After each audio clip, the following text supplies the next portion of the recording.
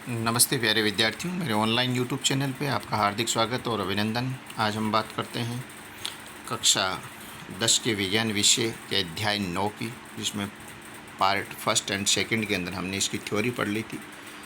Part third के अंदर last part में हम इसके कुछ क्वेश्चंस हैं उनको सॉल्व करेंगे। देखिए, आनुवंशिकता का जन्मदाता किसे माना गया है? तो आनुवंशिकता का जन्मदाता है वो मेंडल को माना गया है। ट्राइलोबाइट है। ट्राइलोबाइट क्या है? तो ट्राइलोबाइट है वो जीवाश्म एकशेरुकी। जीवाश्म एकशेरुकी। मानव में नर के अंदर गुणसूत्रों का जो पैटर्न है वो क्या होता है? तो गुणसूत्रों का पैटर्न XY होता है। डायनासोर किस वर्ग से संबंधित हैं? तो डायनासोर है वो सरीसृप वर्ग से संबंधित हैं। दो अलग अलग लक्षणों की स्वतंत्र वंशानुगति को किस प्रयोग द्वारा सिद्ध किया जा सकता है? तो दो लक्षण है तो उसको द्विसंकर संकरण नियम के माध्यम से है वो समझाया जा सकता है। अति लघु उत्तरात्मक प्रश्न। मेंडल ने स्वतंत्र अपव्यय के नियम को सिद्ध करने के लिए किस प्रकार का प्रयोग किया? तो मेंडल ने स्वतंत्र अपव्यय यानी स्वतंत्र रूप से लक्षणों की वंशागति का नियम, इसको समझाने के लिए द्विसंकर संकरण का प्रयोग किया गया। फिर द्विसंकरण प्रयोग में प्राप्त लक्षण प्रारूपी अनुपात। लक्षण प्रारूप क्या है यानी फिनोटाइप रेशियो क्या है? तो फिनोटाइप रेशियो है वो 9:3:3:3:1 होता है। नेक्स्ट क्वेश्चन, नर के XY लिंग गुणसूत्र में कौन सा गुणसूत्र आकार में छोटा होता है? तो नर में XY लिंग गुणसूत्र में Y गुणसूत्र है वो आकार में छोटा होता है, X है वो बड़ा होता है। डार्विन द्वारा किया गया शोध किस विषय पर था? तो डार्विन द्वारा जो शोध किया गया था वो भूमि की उर्वरता बनाए रखने में केंचुए की भूमिका क्या है, ये शोध का विषय था कि भूमि की उर्वरता को बनाने में केंचुए की भूमिका क्या होती है। पृथक्करण किसे कहते हैं? प्रकृति द्वारा दो जाति के जीवों के मध्य मुक्त अंतर्जनन को अवरुद्ध करने वाली प्रक्रिया को पृथक्करण कहते हैं। आइसोलेशन यानी दो जाति के जीवों के मध्य जो अंतर्जनन होता है उसको अवरुद्ध करने वाली प्रक्रिया है, यानी उसको अलग अलग करना, पृथक करना पृथक्करण कहलाता है। नेक्स्ट है लघु उत्तरात्मक प्रश्न। क्या किसी स्पीशीज में सभी विभिन्नताओं की एक साथ अस्तित्व में रहने की संभावना एक समान है?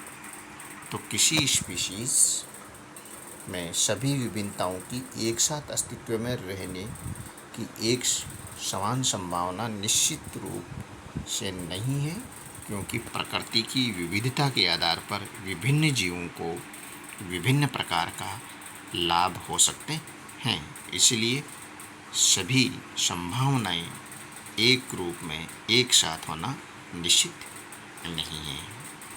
नेक्स्ट है डार्विन के विकास के सिद्धांत की व्याख्या कीजिए। ये चीज़ हमने पढ़ ली है पार्ट नंबर 2 के अंदर, फिर भी उसको थोड़ा सा पढ़ लेते हैं कि डार्विनवाद है वो 1809 से 1882 के बीच था। डार्विन के जीव विकास सिद्धांत को प्राकृतिक वर्ण का सिद्धांत कहा जाता है। 1869 में प्राकृतिक चयन द्वारा जातियों का विकास नामक पुस्तक लिखी थी। डार्विनवाद के अनुसार सभी जीवों में जनन की प्रचुर क्षमता होती है, तो अधिक आबादी के कारण प्रत्येक जीव को अपनी आवश्यकता की पूर्ति हेतु दूसरे जीवों में जीवन पर्यंत संघर्ष करना पड़ता है। ये संघर्ष सजातीय, अंतर्जातीय, पर्यावरणीय होते हैं। दो सजातीय जीव आपस में बिल्कुल समान नहीं होते हैं। ये विभिन्नताएं उनके जनकों के वंशानुक्रम में मिलती है। कुछ विभिन्नताएं जीवन संघर्ष के लिए लाभदायक होती है, कुछ हानिकारक होती है। विभिन्नताएं वातावरण के अनुकूल होती है, तो जीवन संघर्ष में सफल होते हैं, वो जीवित रहते हैं। तो ये था डार्विन के विकास का सिद्धांत, जो हमने पीछे भी पढ़ लिया था। नेक्स्ट है आनुवंशिकता कार्यविधि किस प्रकार होती है, या लक्षणों को किस प्रकार नियंत्रित करते हैं। तो कोशिका में डीएनए में प्रोटीन संश्लेषण के लिए एक सूचना स्रोत होता है। डीएनए का वह भाग जिसमें प्रोटीन संश्लेषण के लिए सूचनाएं होती है, उसे प्रोटीन या जीन कहते हैं। प्रोटीन विभिन्न लक्षणों की अभिव्यक्ति को नियंत्रित करते हैं। उदाहरण के द्वारा समझा जा सकता है कि पौधों में कुछ हार्मोन होते हैं जो लंबाई पर नियंत्रित करते हैं। किसी पौधे की लंबाई पौधे में उपस्थित हार्मोन की मात्रा पर निर्भर करती है। यानी कोई भी जीन या कोई जो होता है वो एक लक्षण के प्रति उत्तरदायी होता है, और वो लक्षण है वो हार्मोन से नियंत्रित होता है। ये चीज़ हमने पीछे पढ़ ली थी, आप एक बार इसको पूरा पढ़ें और याद भी करें। नेक्स्ट है मेंडल की सफलता के कारणों की विवेचना कीजिए। तो मेंडल की सफलता के कारण क्या थे। मेंडल भाग्यशाली थे कि उन्होंने 7 युग्म लक्षणों का अध्ययन किया, जो हमने पीछे पढ़ लिया था। मटर के पौधे को ही क्यों चुना गया था, ये चीज़ हमने पीछे पढ़ ली थी, इसको भी आप पढ़ेंगे। मटर के पौधे को चुनने का कारण क्या था।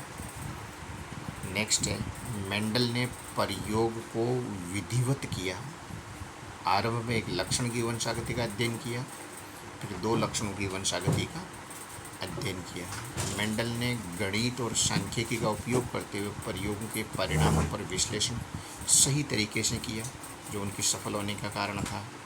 प्रयोगों का परीक्षण क्रॉस से टेस्ट किया, नियंत्रित प्रयोग किए, इसीलिए मेंडल के सफल होने के अधिक कारण थे। ये भी बोर्ड के अंदर पूछे गया क्वेश्चन है। जितने भी इम्पोर्टेंट क्वेश्चन है वो सभी लगभग क्वेश्चन है वो बोर्ड में पूछे गए क्वेश्चन है। वाई गुणसूत्र पर टिप्पणी लिखिए।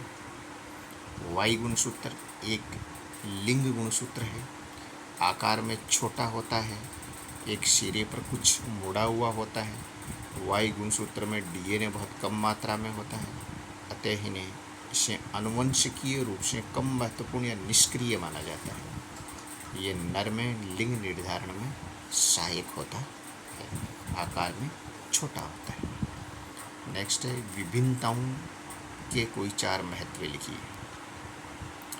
विभिन्नताएं के 4 महत्व। विभिन्नताएं जंतुओं व पादपों में लाभदायक परिवर्तन भी करते हैं, जैव विकास का आधार भी हैं, जंतु को बदले हुए वातावरण के प्रति अनुकूलित भी करती हैं, और प्राणी के अस्तित्व के साथ संघर्ष को और बेहतर बनाती है। इसीलिए विभिन्नताएं होना जीवों में बहुत ज़रूरी होता है। फिर ये मेंडल के जीवन परिचय का संक्षिप्त विवरण है, वो लिखिए।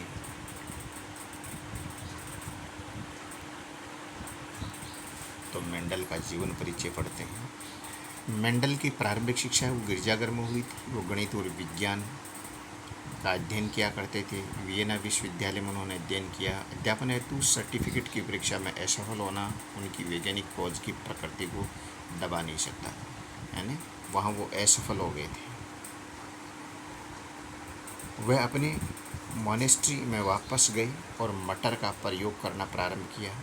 उनसे पहले भी बहुत सारे वैज्ञानिकों ने मटर और अन्य जीवों के वंशागत गुणों का अध्ययन किया था, परंतु मेंडल ने अपने विज्ञान एवं गणितीय ज्ञान को समृद्ध किया, यानी जीव विज्ञान के साथ साथ स्टैटिक और मैथ्स का प्रयोग किया, जिनके माध्यम से वो सफल हुए। वो पहले वैज्ञानिक थे जिन्होंने प्रत्येक पीढ़ी के एक एक पौधे द्वारा प्रदर्शित लक्षणों का रिकॉर्ड रखा और गणना की। इन्हें वंशागत नियमों के प्रतिपादन में भी सहायता मिली थी। नेक्स्ट है जैव विकास को प्रगति के समान क्यों नहीं माना जाना चाहिए, समझाइए। क्या मानव जैव विकास के शिखर पर है, स्पष्ट कीजिए। ये चीज़ हमने पीछे पढ़ ली थी कि मानव का जो जीव विकास है वो शिखर पर है, यानी मानव है क्या अधिकतम विकास है वो कर चुका है, या मानव है वो विकास की श्रेणी में अग्रसर है लगातार। इसको हमने डिटेल से पीछे पढ़ा था, एक बार आप स्वयं इसको पढ़ें, जिनमें हमने ये पढ़ा था कि मानव है वो एक स्पीशीज़ है और ये लगातार है वो विकास के पथ पर गतिशील है। ये चीज़ हमने पीछे के पार्ट के अंदर पढ़ ली थी। आप एक बार पुनः इसको पढ़ें, लिखें। नेक्स्ट है निम्नांकित तकनीकी पदों पर टिप्पणी लिखिए। जीन प्रारूप और लक्षण प्रारूप, युग्म विकल्पी, संकरण, संकर, एक संकर और द्विसंकरण। ये एक एक की परिभाषा हमने पीछे पढ़ ली है। यहाँ एक बार ये परिभाषाएं पुनः दी हुई है, तो आप एक बार इसको पुनः है वो पढ़ सकते हैं। जीन प्रारूप, लक्षण प्रारूप, और यहाँ ये दिया हुआ है युग्म विकल्पी क्या है, संकरण और संकर क्या है, और एकल संकरण यानी मोनोहाइब्रिड और डाईहाइब्रिड क्रॉस क्या है। इनका डिटेल से हमने पीछे पढ़ लिया था। एक बार पुनः आप यहाँ से पढ़ें इसको। नेक्स्ट है जीवाश्म एक के बाद एक परत कैसे बनाते हैं, उदाहरण देकर समझाइए तथा ये कितने पुराने हैं इसका आकलन कैसे संभव है। यानी जीवाश्म क्या होते हैं, जीवों के अंश हैं वो जीवाश्म कहलाते हैं। इसका हमने पीछे पढ़ा था कि 10 करोड़ वर्ष पहले समुद्र के तल पर अकशेरुकी जीवों की मृत्यु हो जाती है तथा वो रेत में दब जाते हैं और धीरे धीरे अधिक रेत एकत्र हो जाती है और अधिक दाब के कारण ये एक चट्टान बन जाती है और कुछ मिलियन वर्षों के बाद क्षेत्र में रहने वाले डायनासोर भी मर जाते हैं, उनका शरीर भी मिट्टी में दब जाता है और दबकर एक चट्टान बन जाती है, जो पहले अकशेरुकीय जीवाश्म वाली चट्टान के ऊपर परत बनती है। फिर इससे कुछ और मिलियन वर्ष बाद एक क्षेत्र में घोड़े के समान कुछ जीवों की चट्टानें हैं वो बनकर इसके ऊपर की परत में जम जाती है। इससे काफ़ी समय उपरांत मर्दापर्दन के कारण कुछ चट्टानें फट जाती है तो घोड़े के जीवाश्म प्रकट होते हैं। वैसे वैसे पुराने और पुराने जीवाश्म है वो प्राप्त होते हैं। जीवाश्म कितने पुराने हैं इनके आकलन के 2 घटक हैं, सापेक्ष और फॉसिल डेटिंग। यानी उनकी आयु का पता कैसे लगाया जाता है। सापेक्ष के अंदर यदि हम किसी स्थान की खुदाई करते हैं और एक गहराई तक खोदने के बाद यदि हमें जीवाश्म मिलने प्रारंभ हो जाते हैं, तब ऐसी स्थिति में ये सोचना तर्कसंगत है कि पृथ्वी की सतह के निकट वाली जीवाश्म गहरे स्तर पर पाए जाने वाली जीवाश्म की अपेक्षा अधिक नए हैं। यानी ऊपर की जो परत है वो नए हैं और उसकी गहरी परत है वो पुराने जीवाश्म है। और फॉसिल डेटिंग सिस्टम है, उसके अकॉर्डिंग उनकी एग्जैक्ट डेट है उसका पता लगाया जाता है। फॉसिल डेटिंग सिस्टम में जीवाश्म में पाए जाने वाले किसी एक तत्व के विभिन्न समस्थानिकों का अनुपात के आधार पर जीवाश्म का समय निर्धारण किया जाता है और वो लगभग एक निश्चित डेट है वो पता की जाती है। समजात और समरूप अंग किसे कहते हैं, परीक्षा के दृष्टिकोण से काफ़ी इम्पोर्टेंट क्वेश्चन है, बहुत बार ये एग्ज़ाम के अंदर पूछा गया है। हमने इसको पीछे पढ़ भी लिया है कि समजात अंग किसे कहते हैं, जिसको होमोलोगस ऑर्गन्स कहा जाता है। वे अंग जिनकी मूलभूत संरचना एवं उत्पत्ति समान हो लेकिन उसकी जो कार्य है वो भिन्न होते हैं, इसलिए उनको समजात अंग कहते हैं। मेंढक, चिपकली, पक्षी और मानव का अग्रपाद है वो समजात अंग है। समरूप अंग यानी एनालोगस ऑर्गन्स, वे अंग जिनकी मूलभूत संरचना और उत्पत्ति भिन्न है लेकिन कार्य है वो समान है, जैसे चमगादड़ एवं पक्षी के पंख। तो ये थे कुछ महत्वपूर्ण क्वेश्चन। आज के लिए इतना ही। इस वीडियो को आप अधिक से अधिक शेयर ज़रूर करें। Thank you.